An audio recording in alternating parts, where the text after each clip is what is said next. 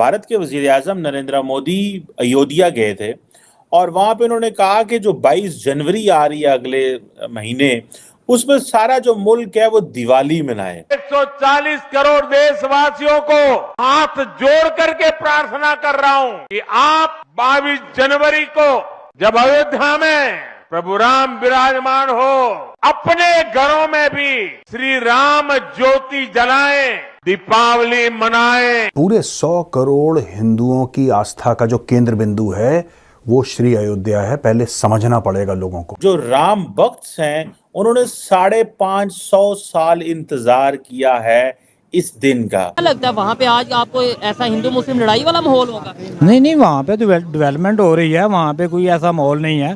तो वहाँ पे लोग मिल के काम कर रहे हैं जितने भी है, बल्कि हमारे जो मुसलमान हैं वहाँ पे वो खुश हैं, उन्हें तो कोई प्रॉब्लम नहीं है वहाँ पे। जो मुसलमान हैं वहाँ पे और दूसरे लोग हैं सारे इसको जज्बाती तौर पे ले जाते हैं, हालांकि जज्बाती नहीं होना चाहिए। ये हकीकत है कि इन्वेडर्स आए थे, उन्होंने कई मंदिरों के अंदर मस्जिद बनाई थी। ये कोई एक बाबरी मस्जिद का अकेले का मसला नहीं था। ये मंदिर था, मंदिर को तोड़ा गया, मंदिर के ऊपर मस्जिद बनाया गया, जिसको तोड़ा गया, अब उसके ऊपर मंदिर। इसमें विवाद क्या है मुझे समझ में नहीं आया अभी तक।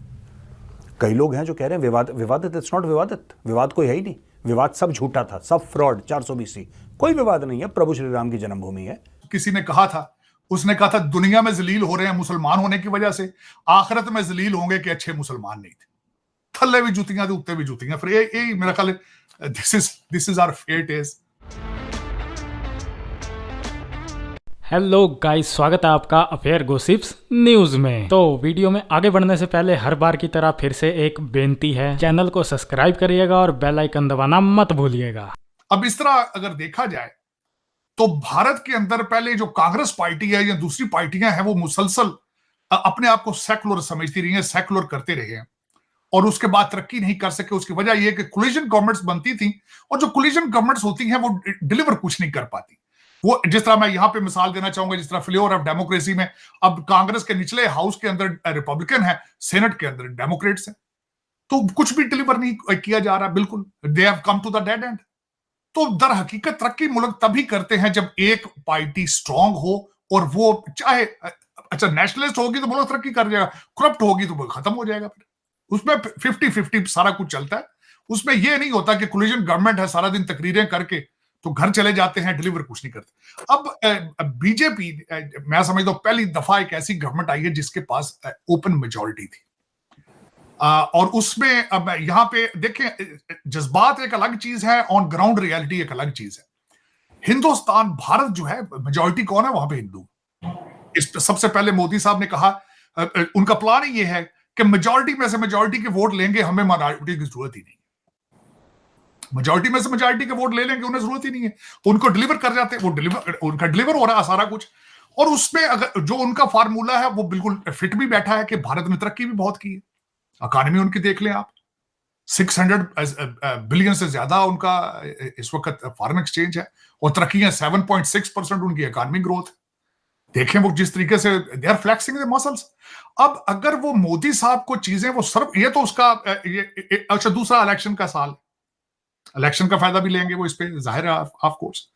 लेकिन उसमें अगर देखा जाए तो इसमें हमारे जो मुसलमान हैं वहां पे और दूसरे लोग हैं सारे इसको जज्बाती तौर पे ले जाते हैं, हालांकि जज्बाती नहीं होना चाहिए। ये हकीकत है कि इन्वेडर्स आए थे, उन्होंने कई मंदिरों के अंदर मस्जिद बनाई थी। ये कोई एक बाबरी मस्जिद का अकेले का मसला नहीं था। ये वहां पे क्योंकि वो थे और कन्वर्जन करते रहे बाय फोर्स, इसमें कोई शक नहीं है। आप हिस्टोरिकली कोई किताब पढ़ के देख ले, आप कन्वर्जन ज्यादातर जहां पे हुई है बाय फोर्स हुई है या लालच दे के हुई है। जो कुछ भी जमीनों की जिस तरह भी कन्वर्जन होती रही है, हमारे लोग उसमें जज्बाती बजाय के तारीख को पढ़ने के उसको सेंटी होकर उसको चीजों को देखते हैं। लेकिन अगर मोदी साहब को वो डिलीवर कर रहा है तो वो ultimately he is taking the benefit out of it. That can be a religious move, that can be a political move as well. लेकिन जिस तरह उन्होंने अब मैं जिस तरह उनको देखता हूं कि the way they are playing their foreign policy strongly wisely, the way they are economic policies में स्ट्रेटेजिक ऑटोनॉमी उनकी, जिस तरीके से मैं देखता हूं मुसलसल उस चीज को, जिस तरीके से वो ग्लोबल साउथ को लेकर चल रहे हैं, जिस तरीके से वो एक असला प्रोड्यूस करने के वो सिलसिले में है, जिस तरीके से वो लिथियम को एक्वायर कर रहे हैं, जिस तरीके से वो पेट्रोलियम अपनी सेफ्टी चाहते हैं, इन्फ्लेशन ना आए, जिस तरीके से अपने वो सी रूट्स को प्रोटेक्ट कर रहे हैं, तो they are almost they are achieving the target of being a super power. America को सबसे बड़ा इशू इस वक्त ये है, बल्कि वेस्टर्न सिविलाइजेशन को सबसे बड़ा मसला ही उनका यही नजर आ रहा है कि उनकी इकोनॉमी इतनी तेजी से आगे जा रही है और वो आंखें भी दिखा रहे हैं साथ।